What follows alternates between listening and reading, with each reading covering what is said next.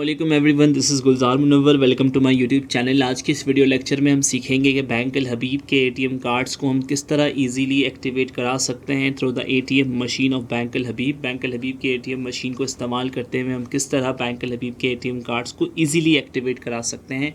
चाहे आपका ATM card पे पाक हो, यूनियन पे हो, प्लैटिनियम हो, सिल्वर हो या गोल्ड, आप बहुत आसानी से विद इन अ मिनट जो है वो आप इजीली एटीएम मशीन के ज़रिए अपना एटीएम कार्ड एक्टिवेट करा सकते हैं।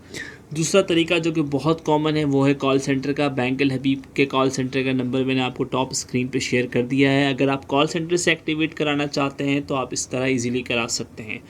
एटीएम मशीन से कराने का तरीका क्या है? पहला स्टेप जो हम सीखेंगे, पहला स्टेप क्या है, आपने क्या करना है, डेबिट कार्ड को, जिस तरह आपको स्क्रीन के ऊपर डेबिट कार्ड नज़र आ रहा है, ये वाला हिस्सा आपके फेस की तरफ होगा और ये एरो वाले साइड से आप एटीएम कार्ड को मशीन के अंदर इंसर्ट करेंगे, जिस तरह आप पिक्चर नंबर 2 में देख रहे हैं। दूसरे स्टेप के अंदर आप क्या करेंगे, जब आप एटीएम कार्ड को इंसर्ट कर चुके होंगे तो स्टेप 2 के अंदर एटीएम कार्ड के इंसर्शन के बाद, यानी एटीएम कार्ड के मशीन में जाने के बाद, मशीन आपसे 13 डिजिट्स का आपका एनआईसी नंबर पूछेगी। तो आपने एनआईसी नंबर डालना है बग़ैर फासले दिए और बग़ैर डैशेस को इस्तेमाल किए, जिस तरह आपको स्क्रीन पे नज़र आ रहा है। इस तरह से आपने अपने एनआईसी नंबर को इंसर्ट करना है, इन्हें एनआईसी नंबर को पुट करना है, लिखना है कीपैड के थ्रू। उसके फ़ौरन बाद आपसे मशीन पूछेगी आपकी डेट ऑफ बर्थ। हमारे प्रोसेस का स्टेप नंबर 3 है। स्टेप नंबर 3 को करते हुए एक चीज़ का ख़ास ख्याल रखना है, टोटल नंबर ऑफ़ डिजिट्स आपके डेट ऑफ बर्थ के वो 8 होने चाहिए। इसका मतलब क्या है, लेट सपोज़ कोई अगर पैदा हुआ है 1 मार्च 1990 को, तो वो 1/3/1990 नहीं लिखेगा, वो 01/03/1990 लिखेगा। यानी आपने मंथ को और डेट को, दोनों को कम से कम 2 डिजिट से शो करना है।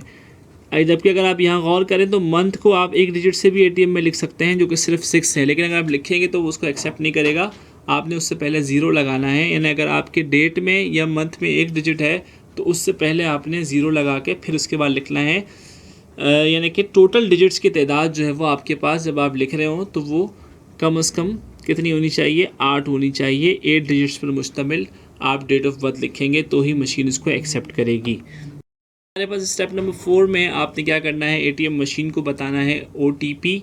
ओटीपी से मुराद है वन टाइम पासवर्ड, जो एक दफ़ा यूज़ हो सकता है, जो कि आपको बैंक ने थ्रू एसएमएस या थ्रू ईमेल आपको सेंड किया होगा, आपके मोबाइल पे रिसीव हुआ होगा, जो कि आजकल 6 डिजिट्स का आ रहा है। हो सकता है फ्यूचर में इसके अंदर कोई वेरिएशन आए, कोई चेंजेस आए, तो उस ओटीपी को आपने क्या करना है, मशीन, एटीएम मशीन को बताना है। 6 डिजिट्स का जो नंबर है वो आपने लिखना है।